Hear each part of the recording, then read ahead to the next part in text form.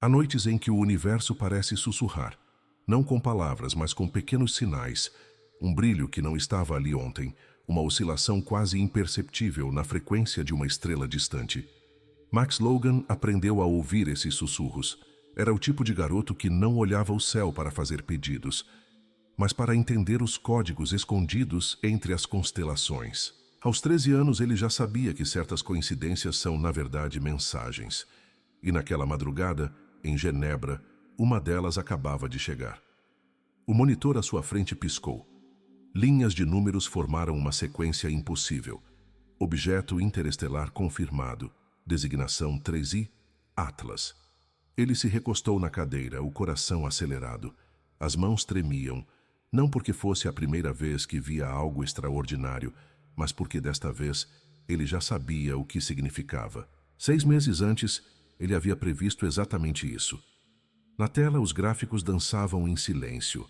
Picos gravitacionais, anomalias, ecos de algo vindo do espaço profundo. Mas o que o deixava sem ar não eram os dados em si, e sim a sensação íntima de que aquilo não era apenas ciência, era a resposta. Eles abriram a porta, murmurou para si mesmo. O quarto estava mergulhado numa penumbra azulada, com cabos espalhados pelo chão e pilhas de cadernos rabiscados com equações. Em meio ao caos, uma fotografia antiga. Ele, ainda bebê, no colo da mãe. A imagem parecia observar a cena com uma ternura melancólica. A porta rangeu suavemente. Max, são quase 3 da manhã. A voz de Helena era calma, mas cansada. Ele não desviou os olhos da tela. Mãe, aconteceu. Atlas apareceu. Ela se aproximou apoiando a caneca quente sobre a mesa. Atlas? Perguntou, tentando compreender. Um corpo interestelar. Só que ele não se comporta como um cometa. Está emitindo jatos de vapor como se estivesse reagindo a algo. Max virou o monitor para ela. E tudo bate com os meus cálculos. Helena sorriu de leve, sem ironia, apenas com o instinto de mãe tentando proteger o filho da própria genialidade. Você não acha que pode ser coincidência? Max respirou fundo. Coincidências não se repetem em padrões tão precisos. O CERN fez uma série de colisões em abril e agora isso aparece. Ele olhou para ela com um brilho de medo e convicção misturados. Eles mexeram em algo que não compreendem. Um silêncio espesso tomou o quarto. Lá fora, a aurora começava a atingir o céu de um dourado pálido. O som distante dos trens parecia acompanhar o ritmo do coração do garoto. Helena se aproximou e pousou a mão no ombro dele. Max, às vezes o mundo dos adultos erra, mas isso não quer dizer que o universo inteiro esteja desabando. Ele respondeu sem olhar para ela. Não é o mundo que está desabando, mãe. É o véu que está se rasgando. Por um instante ela ficou sem saber o que dizer. Aquela frase dita com tanta serenidade fez com que algo dentro dela estremecesse. Max voltou-se para a tela. Os gráficos se repetiam com precisão matemática. O padrão estava lá, nítido, implacável. O menino se levantou devagar e caminhou até a janela. Do outro lado do vidro, o amanhecer refletia nas montanhas suíças como se o próprio céu estivesse respirando. Preciso ir até o CERN, disse, num tom quase de confissão, antes que algo maior atravesse. Helena ficou imóvel, observando o filho com a sensação incômoda de estar diante de algo que ultrapassava a compreensão humana. E enquanto a luz do sol invadia o quarto, Max já sabia o que buscaria a seguir. Um padrão invisível, escondido entre os números e o destino. Você já sentiu que algo invisível te observa enquanto o mundo parece seguir normalmente? Como se houvesse uma lógica secreta costurando cada coincidência, cada evento improvável, cada respiração entre o acaso e o destino. Era exatamente essa sensação que acompanhava Max na manhã seguinte. Enquanto o vapor do café se dissipava no ar frio de Genebra, o garoto digitava sem parar. Seu computador, uma relíquia montada peça por peça, rodava dezenas de simulações. Gráficos, linhas de código, espectros de energia. Tudo convergia para uma verdade que ele já intuía, mas ainda não ousava pronunciar. 3 aparições, murmurou, com os olhos fixos nos dados. 3 portais. Atlas, agora confirmado, completava um ciclo que ele vinha rastreando desde 2017. O primeiro, Oumuamua, havia passado silencioso, como uma sombra de outro tempo. O segundo, Borisov, deixara uma trilha incomum, uma anomalia de velocidade que os astrônomos jamais conseguiram explicar. E agora o terceiro. Todos surgiram após picos de energia no CERN. Todos se comportavam de forma impossível. Max sabia o que isso significava. Não eram visitantes, eram ecos, respostas. Mas respostas a quê? Ele ajustou os óculos, olhou a tela e sentiu aquele frio familiar que antecede uma descoberta, a linha tênue entre genialidade e pavor. Os números não mentiam. A cada novo aumento de potência no colisor de hadrons, algo se movia lá fora. Como se o universo estivesse reagindo. Um leve estalo de porta interrompeu seus pensamentos. Você ainda não dormiu, Max? A voz da mãe soou mais preocupada do que repreensiva. Ele balançou a cabeça. Se eu dormir agora, posso perder o que está acontecendo.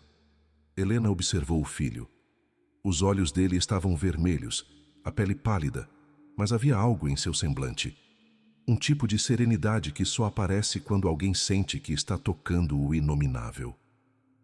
Você fala desse tal Atlas como se ele fosse vivo, disse ela, tentando sorrir. Talvez seja, respondeu ele sem ironia. Ou talvez apenas esteja respondendo a algo que nós fizemos. O tom da voz dele a fez estremecer.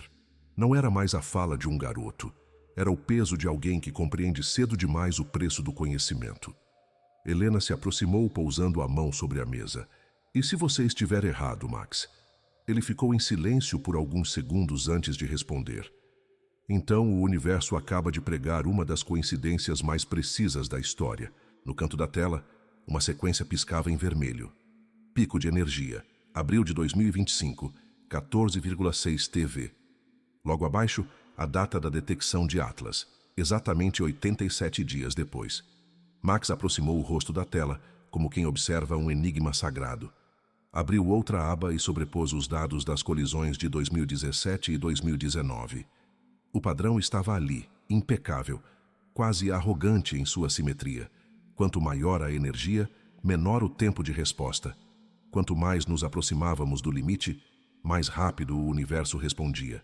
Ele pegou uma caneta e rabiscou no vidro da janela como se o próprio ar fosse seu quadro negro. Linhas, círculos, interseções. Um portal não é uma abertura, pensou. É um diálogo. Helena o observava de longe. Você vai levar isso a sério, não vai? Max virou-se lentamente. Não posso não levar, mãe. Porque se o que eu calculei estiver certo, o CERN não apenas abriu uma fenda, ele a mantém viva a cada nova colisão. O silêncio entre eles foi cortado apenas pelo som de um avião passando ao longe. Helena respirou fundo, tentando esconder o medo. E o que você pretende fazer? Encontrar alguém que me escute, respondeu, antes que seja tarde. Ele fechou o laptop, guardou o pendrive com seus cálculos e olhou mais uma vez pela janela. Lá fora, o dia seguia comum, mas dentro dele algo havia mudado.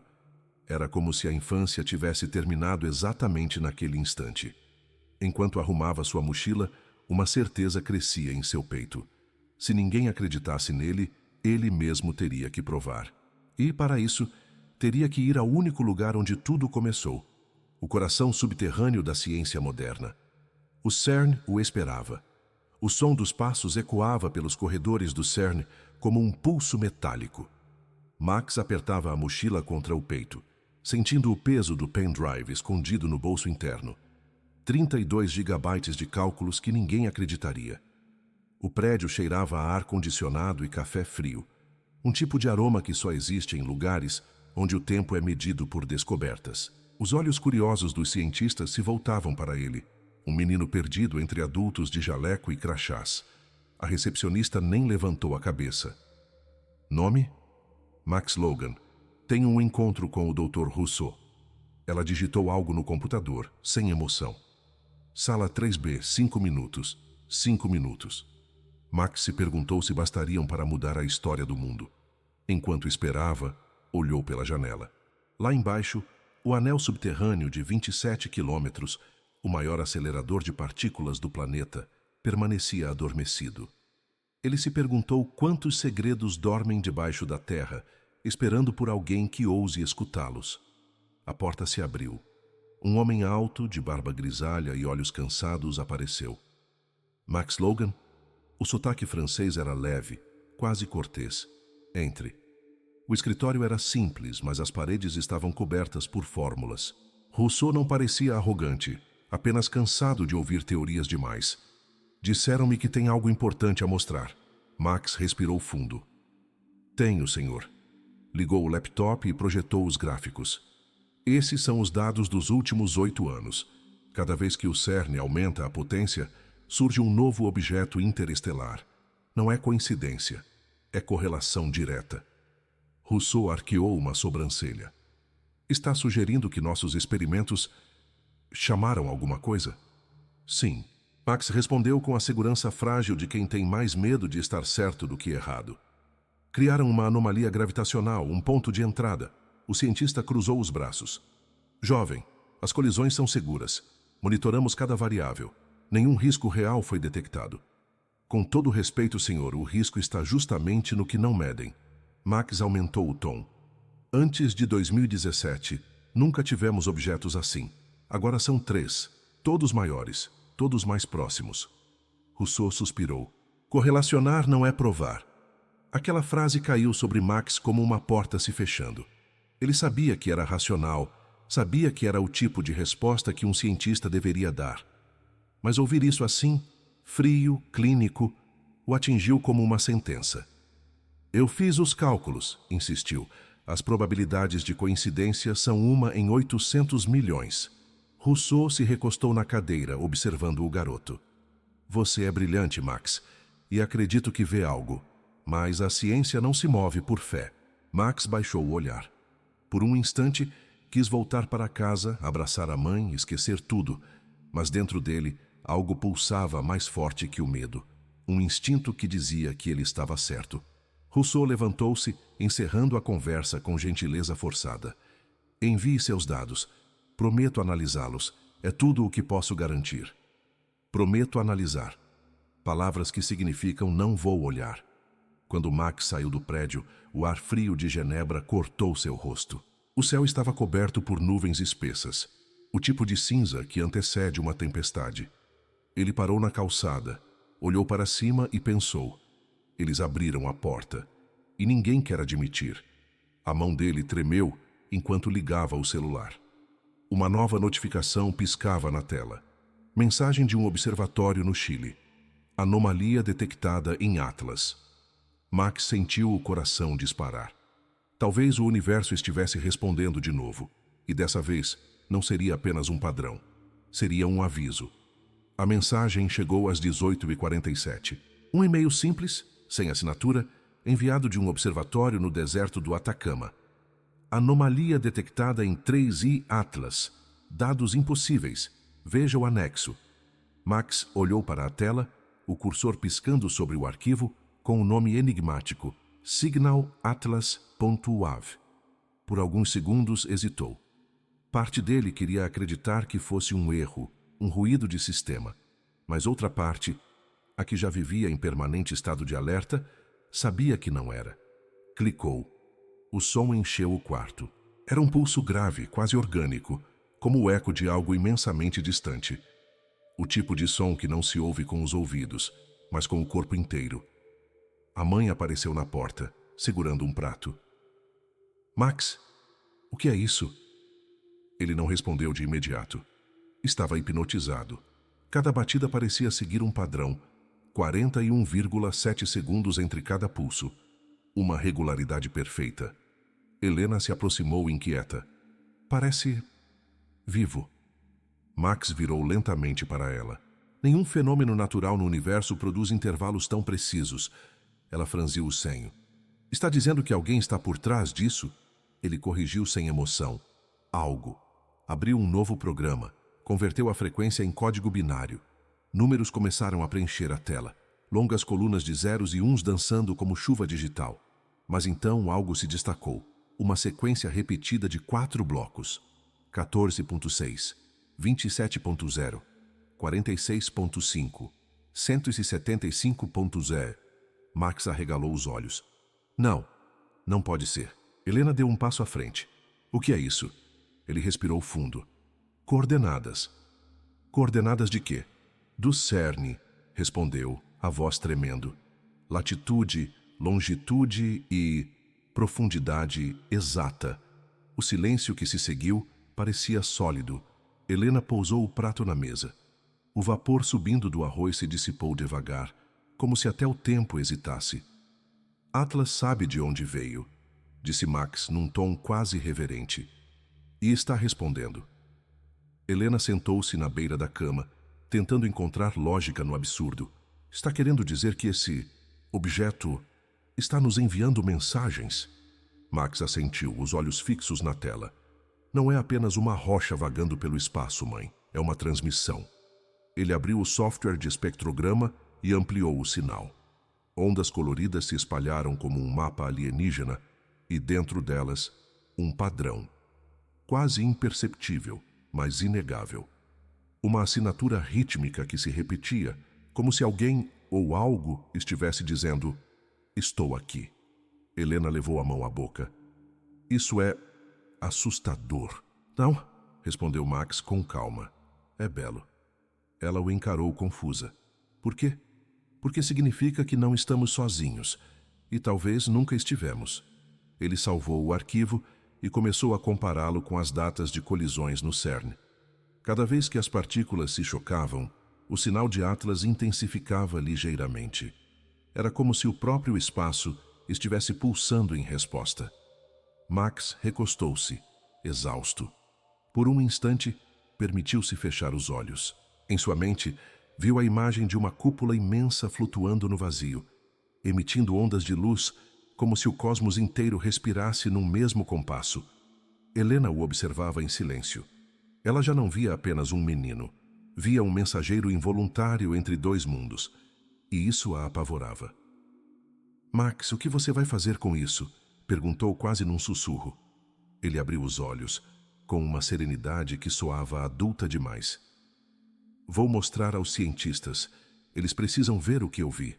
Helena se levantou, cruzou os braços. E se não acreditarem de novo? Então o universo se encarregará de provar.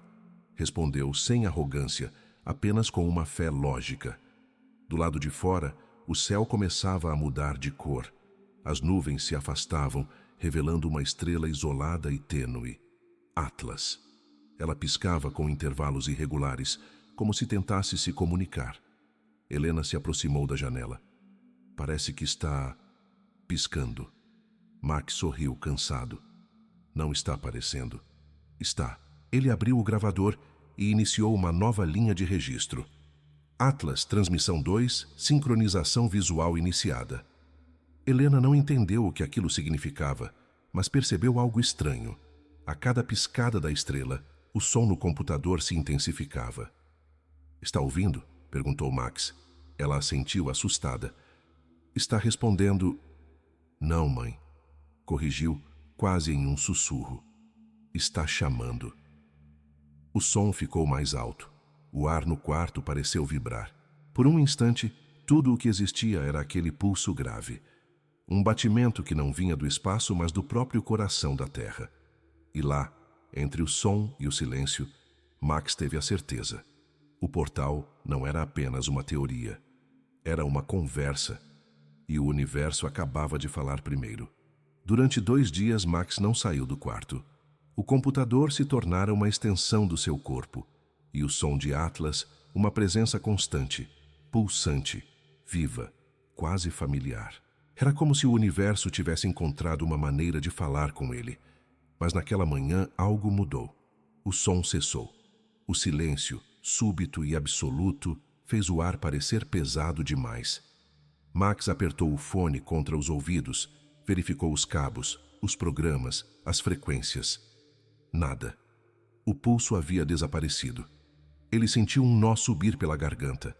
Aquela mistura de medo e fascínio que sempre acompanha os que tocam o mistério. Porque o silêncio do cosmos, às vezes, é mais assustador que o ruído. De repente o chão vibrou, tão leve que parecia uma respiração. As lâmpadas do quarto oscilaram. A tela piscou. Linhas de código começaram a se mover sozinhas, como se alguém digitasse de outro lado. Atlas sincronizado SER. Max congelou. Digitou de volta, quase instintivamente. Quem é você? A resposta veio instantânea. Observe. Antes que pudesse reagir, as janelas tremeram com um estrondo distante. O som parecia vir debaixo da terra. Um eco metálico, profundo, como o rugido de uma máquina despertando. Helena correu até o quarto. Max, o que está acontecendo? Ele girou na cadeira, o rosto pálido. É o CERN, mãe. Eles ativaram outra sequência de colisões. Enquanto falava, as notícias começaram a pipocar nas telas. Anomalia energética detectada no grande colisor de Hadrons. Flutuação gravitacional sem precedentes. Sinais inexplicáveis captados na atmosfera. Max sabia o que aquilo significava. O portal estava respondendo. Ele abriu novamente o arquivo de som e aumentou o volume. Nada. Por um instante, acreditou que tudo tivesse acabado, que a comunicação havia se rompido. Mas então, um ruído fino, quase inaudível, cortou o silêncio. Não era o mesmo pulso. Era mais rápido, mais intenso, mais próximo. Helena tapou os ouvidos. Max, abaixa isso. Mas ele parecia hipnotizado. Escuta, sussurrou. Está modulando com as colisões. Está se ajustando à frequência do CERN. Ele ampliou o espectrograma. As ondas agora tinham forma. Cada pulso correspondia a um pico exato das colisões registradas. Era uma sincronia perfeita, como se Atlas estivesse ouvindo o colisor. Max respirou fundo. Eles acham que estão sozinhos, mas o universo está respondendo em tempo real. As notificações não paravam. Observatórios em todo o mundo relatavam leituras incomuns. Auroras boreais em latitudes onde nunca deveriam existir. Bússolas girando em falso, falhas em satélites de comunicação. O céu parecia vivo e, de algum modo, consciente. Helena segurou o braço do filho. Você precisa avisar alguém, isso é perigoso. Já tentei, mãe, disse ele, afastando o olhar. Ninguém me ouve. Ela ficou em silêncio. Havia algo na expressão dele, uma serenidade estranha, quase adulta, que fazia parecer que tudo aquilo estava além do medo. O relógio marcava 28:17, quando as luzes da cidade piscavam pela 4ª vez. O som retornou, mas dessa vez não como pulsos. Era contínuo, grave, envolvente, como uma nota sustentada por uma orquestra invisível. Max olhou pela janela. O céu, antes escuro, agora exibia uma faixa luminosa que se estendia sobre os Alpes. Ondas de luz azulada moviam-se como véus. Está vendo isso, mãe? Helena balançou a cabeça sem conseguir desviar o olhar. Parece uma aurora. Não é, Max respondeu com a voz quase quebrada. É resposta. E então o som mudou. Virou algo que lembrava uma respiração. Um som que parecia dizer, estamos aqui. Helena chorou em silêncio. Max apertou os punhos. Sabia que aquela comunicação não era uma ameaça. Era um espelho. O CERN havia falado com o universo. E agora o universo falava de volta. Lá fora, o céu parecia se curvar sobre a terra, como se a própria criação observasse a criatura que ousou tocá-la. E no meio desse diálogo impossível, Max entendeu que precisava agir rápido, antes que o mundo confundisse resposta com perigo. Porque o que ele ouvira não era uma invasão, era um convite. 12 horas depois, Max estava de volta ao CERN. Dessa vez, não como um visitante curioso, mas como alguém que carregava uma revelação que ninguém queria ouvir. Rousseau recebera sem formalidades, com um aceno tenso e olhar inquieto. Havia algo diferente no ar. O tipo de silêncio que antecede notícias que mudam tudo. Fechamos o colisor às pressas, disse Rousseau, sem rodeios. Os detectores captaram uma radiação de fundo que não faz sentido. Nenhum dos modelos teóricos explica. Max colocou o pendrive sobre a mesa. O sinal de Atlas está sincronizado com as colisões. Cada vez que vocês aceleram as partículas, ele responde.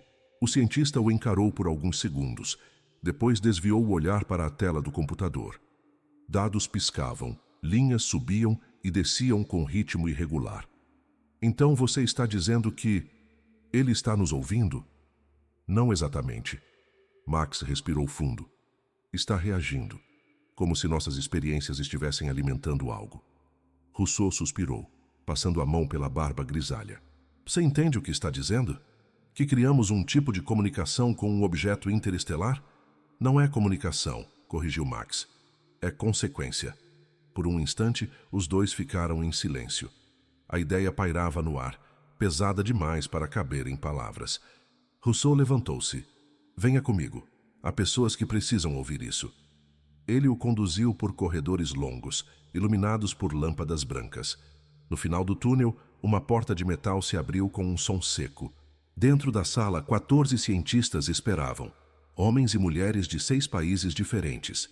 Telas projetavam imagens do espaço, dados do telescópio, James Webb, gráficos e, no centro, uma forma nebulosa, Atlas. Rousseau anunciou sem cerimônia. Este é Max Logan. Acredito que vocês precisam ouvi-lo. O murmúrio cessou. O olhar coletivo pousou sobre o garoto. Max respirou fundo e começou. Atlas não é apenas um corpo interestelar. Ele cresce e responde. Os sinais que recebi mostram um aumento de massa de 7% nos últimos 3 dias. Isso não é natural. Uma mulher de cabelos curtos e sotaque alemão interrompeu. Isso é impossível. Nenhum objeto sólido pode aumentar de massa assim. Max acenou. Eu sei, a menos que não esteja absorvendo matéria comum, mas matéria de outra dimensão. A sala silenciou. O termo outra dimensão sempre fora um tabu disfarçado. Todos pensavam, poucos diziam.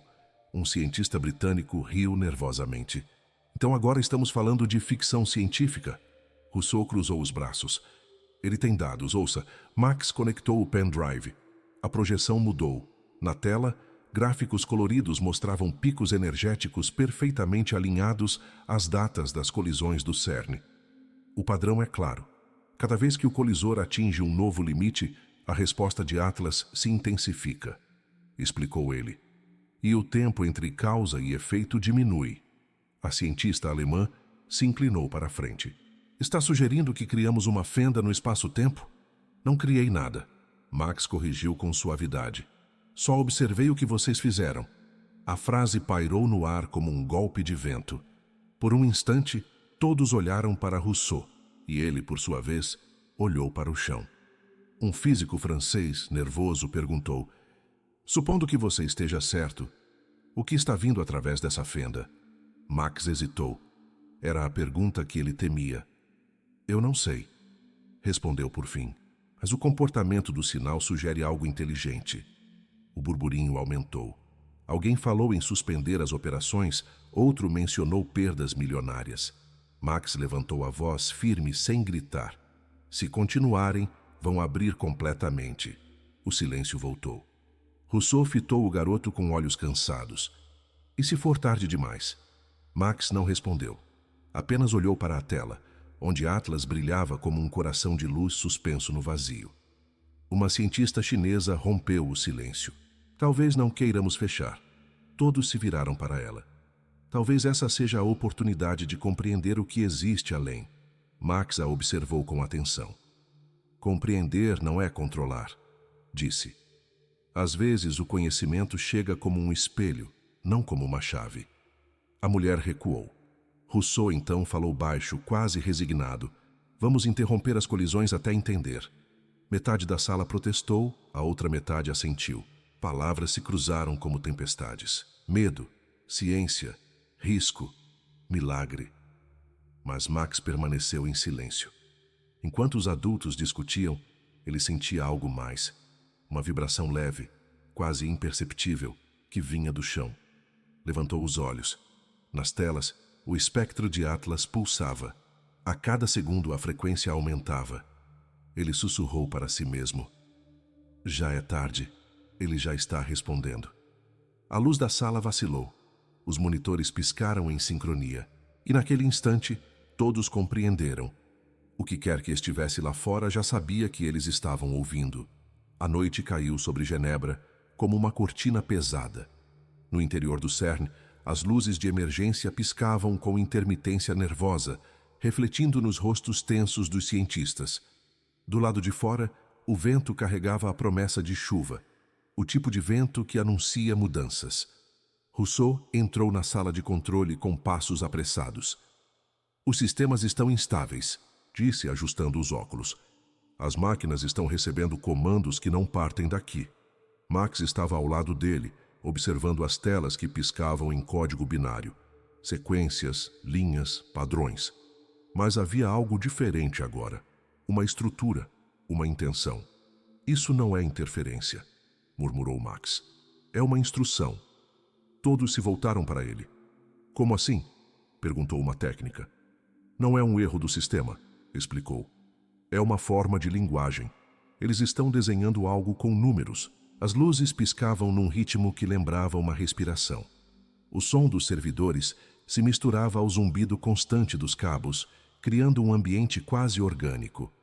Max digitou rapidamente, decodificando a sequência.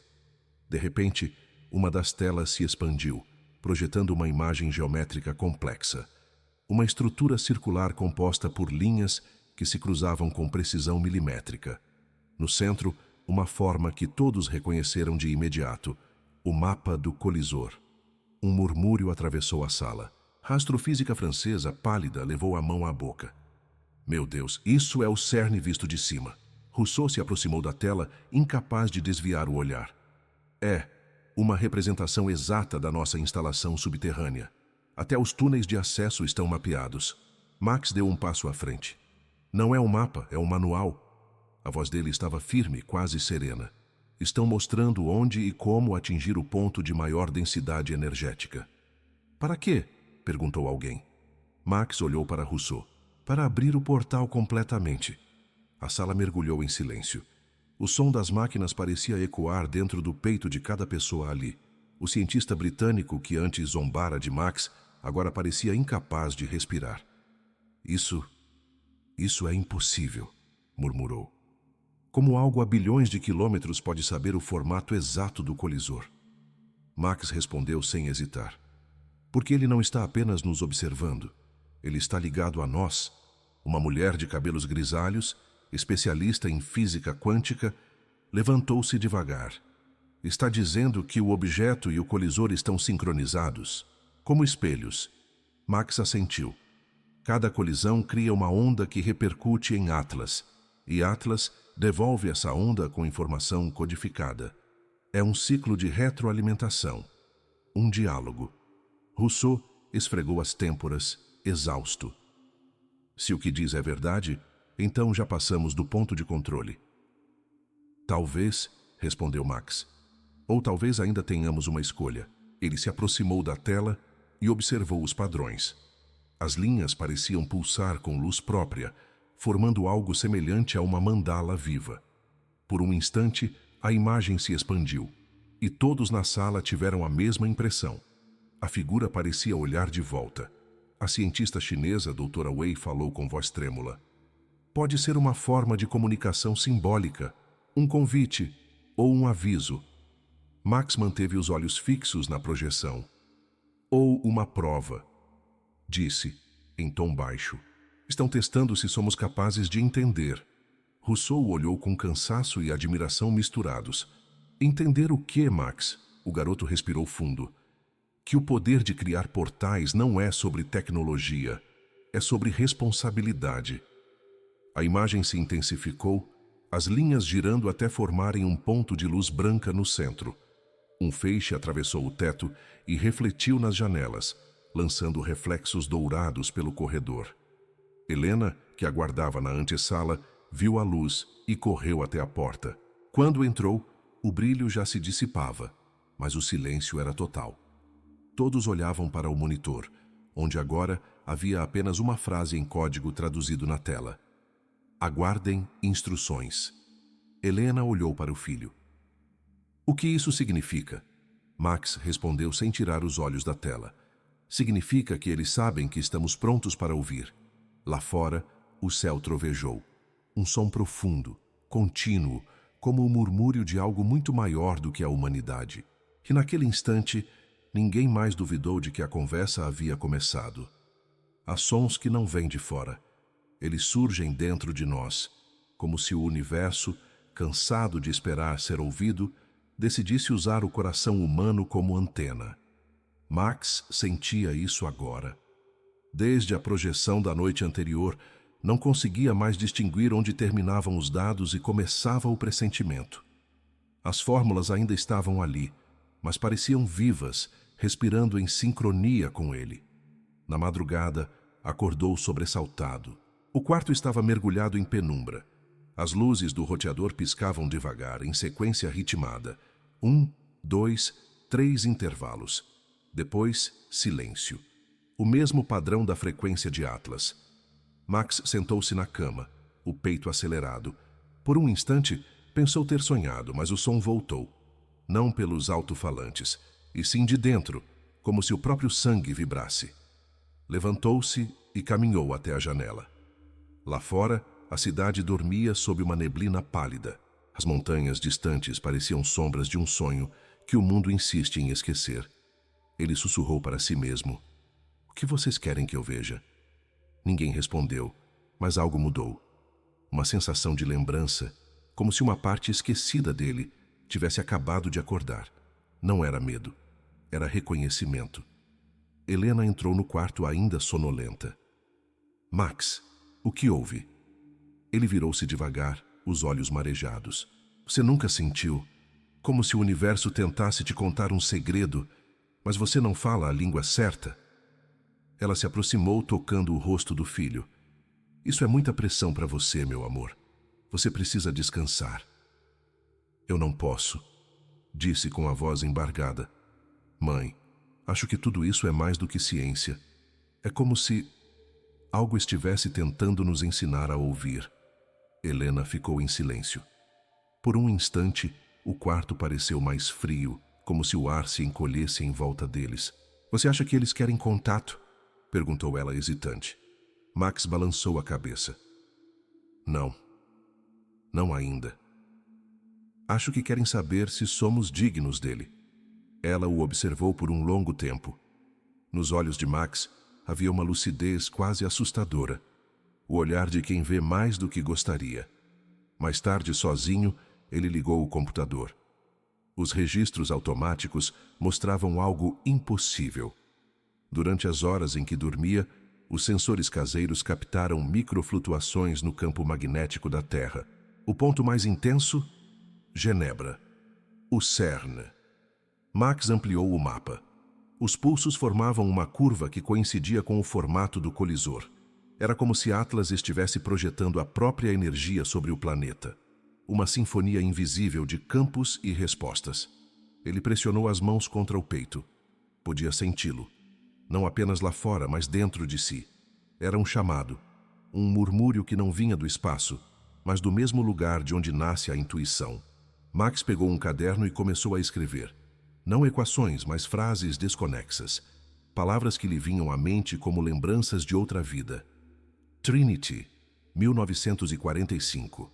O primeiro portal, 80 anos. Não coincidência. Levantou a cabeça, o rosto iluminado pelo brilho da tela. Tudo começava a fazer sentido. O aniversário da primeira explosão nuclear estava próximo. O mesmo tipo de energia que havia aberto a era atômica agora ressoava nas dimensões, como se o universo tivesse marcado uma data para o retorno. Ele fechou o caderno e respirou fundo. Sabia o que precisava fazer. Sabia que o tempo estava se encurtando. Mas o que ele ainda não sabia, o que o aguardava logo à frente, é que o chamado que vinha do cosmos era também um chamado de sangue. E a resposta para o que estava acontecendo começava em um segredo enterrado no passado de sua própria família. A chuva começou a cair fina sobre Genebra. Cada gota batendo no vidro parecia marcar o ritmo de um pensamento antigo, como se o tempo estivesse tentando se lembrar de algo. Max não dormia há 2 dias. O rosto pálido, os olhos fundos, mas ainda havia uma luz viva neles, aquela mistura perigosa de cansaço e convicção que só os visionários conhecem. Do outro lado da sala, Rousseau o observava em silêncio. O menino digitava freneticamente, cruzando dados de energia do CERN com transmissões de Atlas. O padrão agora era nítido demais para ser ignorado. Max, disse o cientista com voz cansada, se estiver certo, o que estamos enfrentando não é apenas uma anomalia física. Max não desviou o olhar da tela. Eu sei, é uma consequência. Rousseau se recostou na cadeira. E se a consequência for algo que não podemos controlar? O garoto parou de digitar. Então precisamos entender quem começou isso, respondeu num tom mais grave. Porque talvez não tenha sido apenas o CERN. O silêncio que se seguiu foi quebrado por um som familiar. O celular vibrando na mesa. Era Helena. Mãe! A voz dela do outro lado era tensa, quase trêmula. Max, há algo que eu preciso te contar. Respirou fundo. Sobre o seu pai. O garoto ficou em silêncio, sentindo o estômago apertar. O que tem ele? Você sabe que ele trabalhava aqui no CERN. Mas o que eu nunca te disse é como ele morreu. Rousseau ergueu os olhos atento. Max se afastou um pouco, o coração disparado. Sempre disseram que foi um acidente de radiação. Não foi bem assim, respondeu Helena. Na verdade, ele estava envolvido num projeto experimental, paralelo aos registros oficiais. Uma tentativa de replicar uma colisão que havia gerado um resultado anômalo. Max fechou os olhos por um instante. O ar parecia mais denso. Que tipo de anomalia? Do outro lado da linha, Helena hesitou. Ele dizia que havia visto algo dentro do colisor. Um lampejo. Uma forma impossível. Disseram que era um erro instrumental, mas ele não acreditou. Entrou no túnel sem autorização e, quando ativaram uma sequência de emergência, ele não saiu a tempo. A voz dela vacilou. Ele morreu tentando provar que havia aberto uma porta. Rousseau ficou imóvel. Michael Logan, murmurou. Era meu aluno de doutorado. Eu estava lá naquele dia. Max o encarou, incrédulo. Você o conheceu? Rousseau assentiu, o olhar distante. Seu pai era brilhante, inquieto e teimoso. Dizia que a física era apenas a superfície de algo muito mais profundo. Falava de campos de consciência e de estruturas vivas escondidas dentro das equações. Eu achava que era poesia disfarçada de ciência. Ele não estava errado, disse Max, a voz baixa. Ele viu o que estamos vendo agora, só que ninguém quis acreditar. Helena, do outro lado, começou a chorar. Eu escondi isso de você, Max, porque queria que tivesse uma infância normal. Mãe, sussurrou ele com um nó na garganta, eu nunca teria tido uma infância normal. Por um momento ninguém falou. A única coisa que se ouvia era o som da chuva contra o vidro e o zumbido dos servidores. Rousseau se aproximou, pousando a mão no ombro do garoto. Seu pai acreditava que o universo era uma mente tentando se reconhecer, disse, com um tom de ternura. E agora vejo que você herdou essa busca. Max olhou para a tela, onde o espectrograma de Atlas se movia como uma onda viva. Talvez ele nunca tenha morrido em vão, murmurou. Talvez tenha deixado um rastro. Rousseau franziu o senho. O que quer dizer? O garoto digitou um comando. Na tela surgiu um gráfico antigo, datado de 2012, o ano do acidente de seu pai. A assinatura energética registrada naquele dia era idêntica à de Atlas. Max sentiu as mãos suarem. Ele abriu a primeira fissura, disse, a voz embargada. E agora, nós a reabrimos. Rousseau respirou fundo, o rosto pálido. Então seu pai não apenas descobriu algo. Ele iniciou o que estamos vivendo agora. Max assentiu. Lá fora, um relâmpago iluminou o céu, seguido de um trovão que pareceu sacudir o chão. Meu pai me deixou uma equação inacabada, sussurrou Max, com os olhos fixos nos dados. E acho que ela não era uma teoria. Era uma instrução. Rousseau o observou em silêncio. Aquela criança, agora quase um homem, parecia carregar nas mãos a herança de um mistério que atravessava gerações. E o que pretende fazer com ela? Perguntou com voz contida. Max olhou para o cientista, depois para o monitor. Corrigir o erro, respondeu calmo. Fechar o que ele sem querer abriu. E naquele instante, Rousseau entendeu. A linha entre destino e escolha, entre pai e filho, entre o humano e o divino, havia se tornado a mesma equação. O tempo é uma entidade impiedosa, quando o mundo inteiro depende de segundos. Max observava as telas do CERN como quem escuta o batimento de um coração à beira da falência. Atlas continuava crescendo. Cada nova leitura mostrava um aumento de massa, uma pulsação mais rápida, um brilho que já podia ser visto a olho nu no céu noturno, um farol azul pairando sobre a humanidade. Rousseau aproximou-se, segurando uma prancheta com gráficos que tremiam em suas mãos. "O governo quer intervir", disse a voz tensa. "Militares. Eles acreditam que Atlas representa uma ameaça." Max fechou os olhos. "E eles acham que podem destruir algo feito de matéria dimensional com mísseis? Eles não sabem no que acreditar", respondeu Rousseau. "E é isso que me assusta." O garoto respirou fundo. Cada segundo era um fio se rompendo. O colisor estava parado há 3 dias, mas a energia residual das últimas colisões ainda ecoava nos detectores.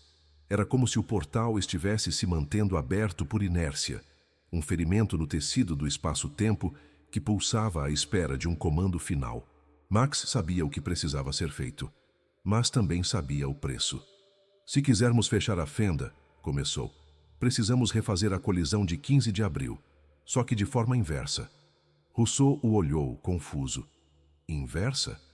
3 feixes de partículas em vez de 2, sincronizados com precisão de femtosegundos, um choque harmônico.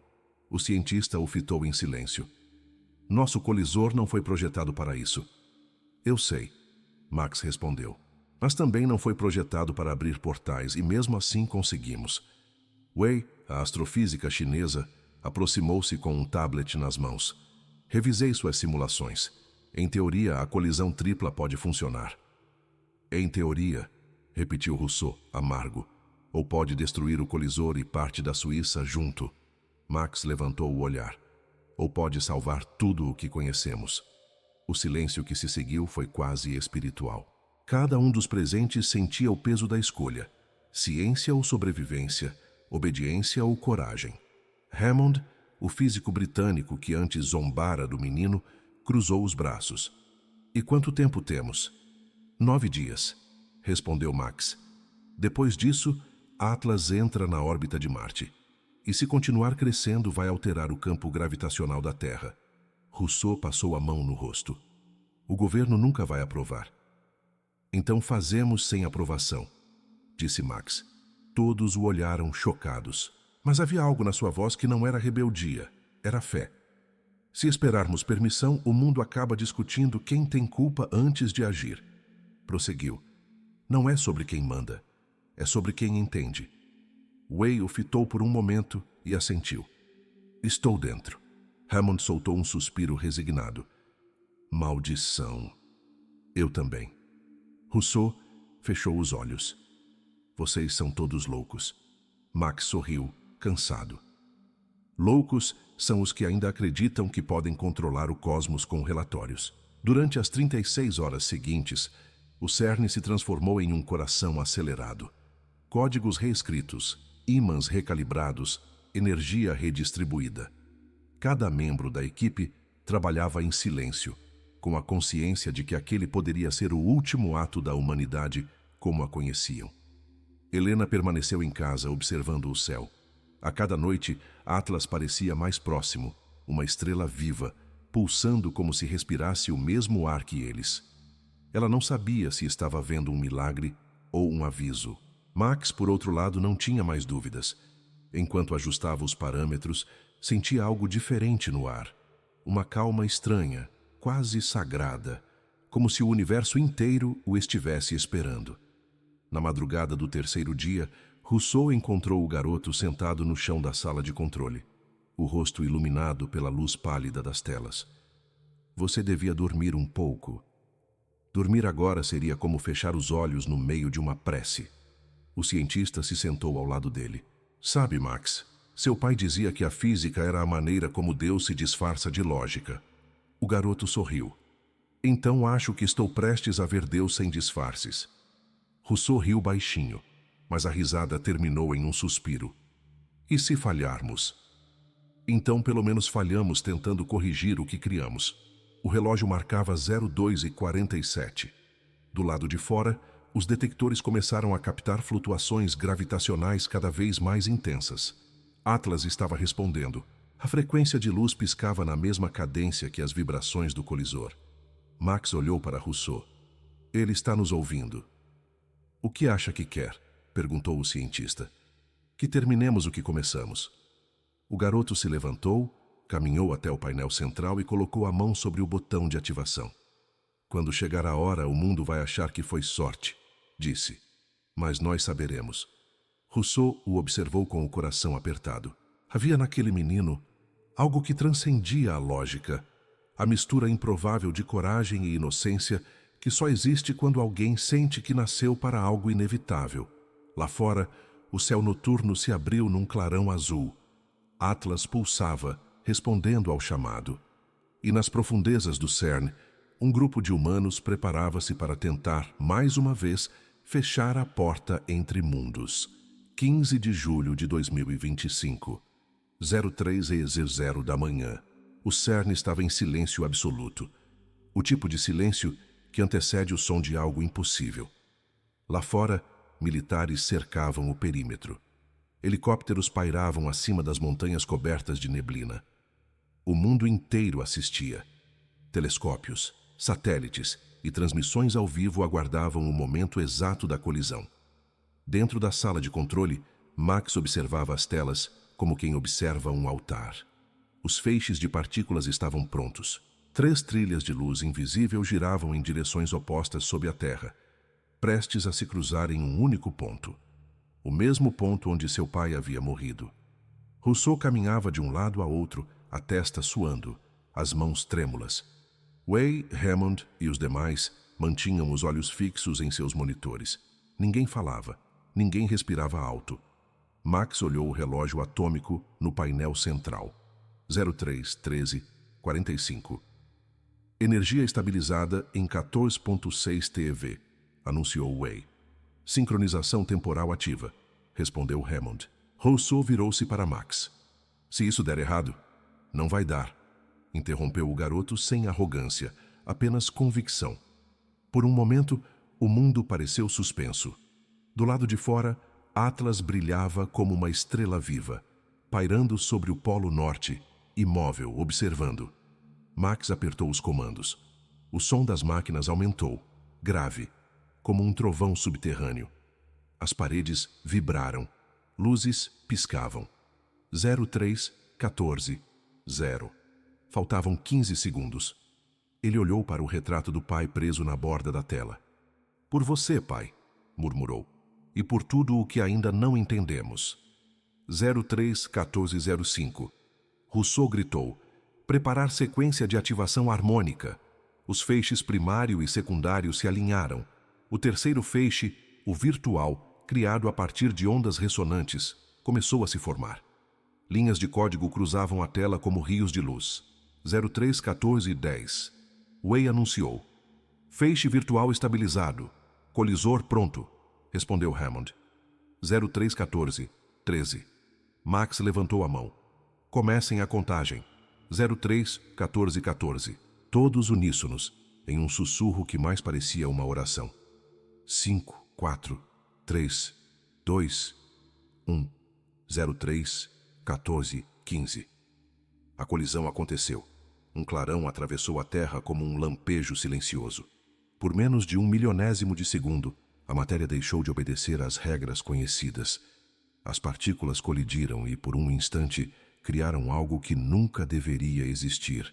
Uma singularidade controlada, um microcosmo respirando. O chão tremeu, as telas explodiram em luz. Rousseau gritou instruções que ninguém ouvia. Way chorava. Hammond rezava. Max permaneceu imóvel, os olhos fixos no centro da tela, onde o espectrograma mostrava o impossível. A frequência de Atlas se fundindo à frequência do CERN. O som começou, um zumbido profundo quase humano. As máquinas gritavam, os alarmes tocavam, mas sob tudo isso havia uma melodia, grave, constante, hipnótica. Lá fora, o céu se abriu em espirais de luz azul. Telescópios captaram o momento exato em que Atlas começou a pulsar em sincronia com o planeta. Por 12 segundos, Terra e Cosmos respiraram juntos. E então, silêncio. As luzes apagaram. Tudo parou. A energia caiu completamente. O único som era o respirar trêmulo dos sobreviventes. Rousseau, ainda tonto, correu até o painel auxiliar. Desliguem os reatores de emergência. Sem resposta, disse Way. Está tudo morto. Max abriu os olhos devagar. O monitor à sua frente piscava em preto. Depois uma única linha de texto apareceu. Colisão estabilizada. Fissura 0.00. Ele soltou o ar que nem sabia estar prendendo. Conseguimos, murmurou. O portal está fechado. Way caiu de joelhos, rindo e chorando ao mesmo tempo.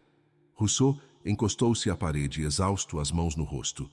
Meu Deus! Lá fora, os astrônomos observavam o que parecia um milagre. Atlas, o colosso azul, desapareceu. Sem explosão, sem som. Apenas se dissolveu na escuridão, como se nunca tivesse existido. O planeta ficou em silêncio. Satélites se reconfiguraram sozinhos. A atmosfera estabilizou. Os campos magnéticos voltaram ao normal. Tudo cessou. Max tirou o fone e se deixou cair na cadeira. As lágrimas vieram, não de medo, mas de algo mais profundo. A sensação de ter tocado o sagrado. Rousseau aproximou-se, ajoelhou ao lado dele e o abraçou com força. Nenhuma palavra foi dita. Não havia como nomear o que tinham acabado de presenciar. As horas seguintes foram confusas. O governo tentou entender o que havia acontecido. As transmissões do mundo inteiro mostravam o brilho final de Atlas antes do desaparecimento. As manchetes falavam em fenômeno astronômico inédito e milagre tecnológico. Mas Max sabia. O que eles tinham fechado não era apenas uma fissura no espaço. Era uma ferida entre o humano e o divino. Mais tarde, quando o sol nasceu, ele saiu do prédio sozinho. O ar estava frio e límpido. As nuvens se afastavam, revelando o azul puro do céu. O mesmo tom de azul que ele vira em Atlas. Por um instante, teve a impressão de ouvir um último som. Uma frequência leve, quase uma despedida. Fechou os olhos e deixou que o vento levasse. Naquela manhã, Max entendeu algo que não cabia em fórmulas. Algumas portas não se abrem para explorar o universo. Elas se abrem para medir o tamanho da própria alma. E agora que a porta havia sido fechada, o verdadeiro desafio começava. Convencer a humanidade a nunca mais abrir o que ainda não estava pronta para entender. 3 meses depois, outubro de 2025, Genebra voltava a respirar. O céu, antes manchado por estranhas luminescências, agora parecia mais limpo do que nunca. As pessoas saíam às ruas com uma reverência silenciosa, como se o próprio ar tivesse sido abençoado por algo que ninguém conseguia explicar. Os noticiários ainda falavam sobre o fenômeno Atlas. Alguns o chamavam de milagre, outros de coincidência científica. Mas todos concordavam em uma coisa: o mundo havia mudado. No grande salão da ONU, câmeras e repórteres se espremiam diante do púlpito. Um garoto de 13 anos ajustava o microfone com as mãos trêmulas. Seu nome agora era conhecido em todos os continentes: Max Logan. As luzes se acenderam. O silêncio foi total. Max respirou fundo. Não parecia um prodígio. Parecia um menino comum. Magro, de voz suave. E talvez fosse exatamente isso que tornava suas palavras tão poderosas. Senhoras e senhores, começou com calma. Estou aqui para falar sobre responsabilidade. O eco da palavra pairou no ar como uma oração moderna. Durante séculos, continuou, a humanidade buscou respostas sem se perguntar se estava pronta para encontrá-las. Meu pai morreu tentando abrir uma porta. Eu quase morri tentando fechá-la. Mas o verdadeiro perigo não é o que está atrás da porta. É o que carregamos quando olhamos através dela sem sabedoria. Ninguém se movia. Nem os tradutores simultâneos ousavam respirar alto. A física nos ensinou o como, disse Max. Mas esquecemos de perguntar por quê. E o universo responde. mesmo quando não estamos preparados para entender. Uma pausa. Max olhou ao redor, vendo líderes, cientistas, céticos e crentes, todos sob o mesmo teto, pela primeira vez, em silêncio. O conhecimento sem sabedoria é perigoso, mas a sabedoria sem coragem é inútil. Precisamos dos dois. Precisamos aprender a pensar com o coração e sentir com a mente. Os flashes começaram, mas ninguém aplaudiu ainda.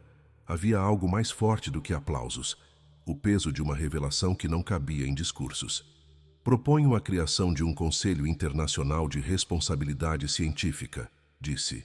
Um grupo que não impeça o avanço, mas que nos lembre de que cada descoberta é também uma escolha moral. O eco das palavras se espalhou pelo salão. Alguns sorriram discretamente, outros choraram em silêncio.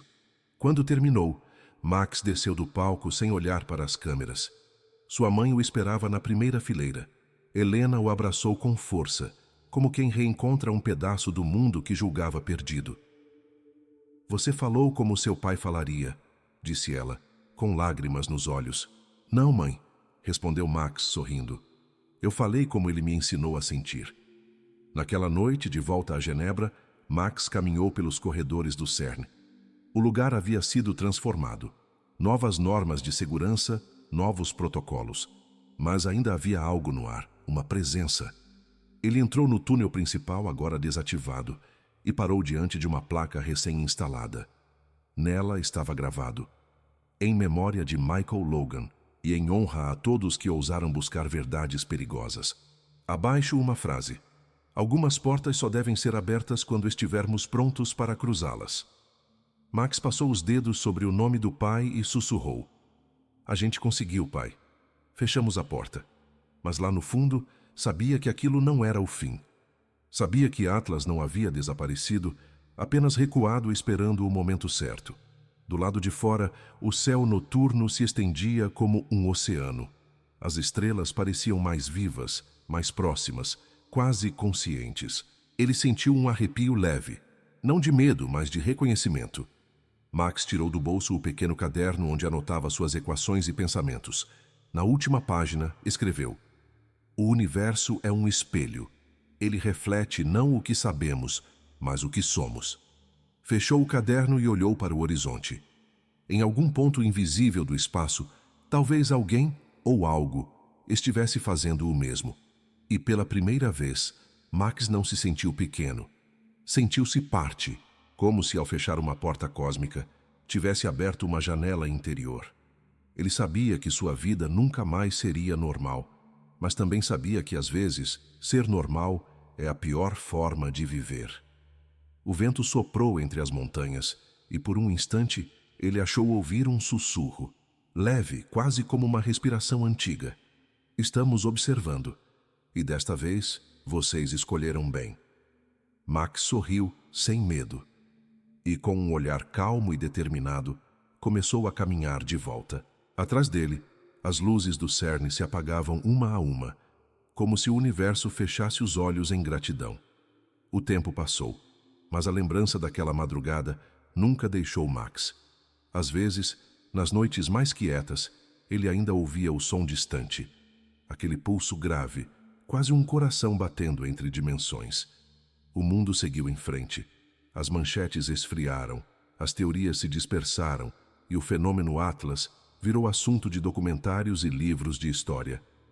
Mas para Max, aquilo não era passado. Era um chamado adiado. Agora, aos 14 anos, ele caminhava sozinho pela margem do lago Lehmann, onde o reflexo das estrelas parecia fundir o céu e a água em uma só superfície. Carregava o mesmo caderno que o acompanhara desde o início, suas equações, seus sonhos e o último recado de um universo que o havia testado. Parou, olhou para o horizonte e por um instante sentiu novamente a presença, suave, familiar, como uma respiração que não era dele. Fechou os olhos e ouviu uma voz sem som, uma linguagem sem palavras, algo que dizia sem dizer. Não era o fim, era a primeira lição. Max abriu os olhos devagar. Entendeu. A humanidade havia passado por uma prova, mas não porque fechara o portal, e sim porque pela primeira vez escolhera fazê-lo por consciência, não por medo. E talvez fosse isso o que eles queriam ver. Se ainda havia sabedoria dentro da pressa humana. Do outro lado do lago, as luzes de Genebra tremeluziam como constelações terrestres. Max pensou em seu pai, em Rousseau, em Way e Hammond, em todas as pessoas que escolheram agir sem garantias. Pegou o caderno e escreveu: o universo não castiga a ignorância. Ele apenas devolve o que entregamos a ele. Ficou em silêncio por alguns minutos. O vento frio atravessava o casaco e as ondas batiam levemente contra a margem, ritmadas, como uma lembrança do som de Atlas. Quando estivermos prontos, murmurou, eles voltarão. Sabia que isso não era uma ameaça, mas uma promessa, e no fundo sentiu-se em paz. As estrelas pareciam mais próximas agora, não como lanternas distantes, mas como janelas, e ele sabia que em algum ponto invisível alguém o observava com o mesmo espanto e ternura. Max voltou a andar devagar. Cada passo soava como o início de uma nova era, não de conquistas, mas de humildade. Porque compreender o universo, ele percebeu, nunca seria sobre dominar o desconhecido, e sim sobre aprender a escutá-lo. Chegando à pequena ponte que atravessava o rio Rhône, parou novamente. O relógio marcava 0314, a mesma hora da colisão. Sorriu com ironia.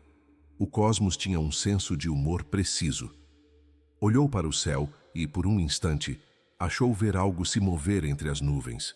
Uma luz tênue, quase invisível, pulsando em sequência. 3 sinais curtos, um longo. Depois, nada. Ele entendeu. Não era um adeus, era um lembrete.